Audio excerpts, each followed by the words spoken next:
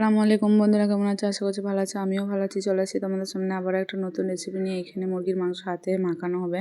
তো এখানে প্রথমে মুরগির মাংস ধুয়ে দিয়ে পেঁয়াজ কুচানো, টমেটো কুচি, লবণ, জিরের গুঁড়ো, ধনের গুঁড়ো, হলুদের গুঁড়ো, মরিচের গুঁড়ো, ধনেপাতা, আদা রসুনের পেস্ট আর সাথে ধনেপাতারও পেস্ট। তো এখানে দিয়ে কিছুক্ষণ নাড়াবো।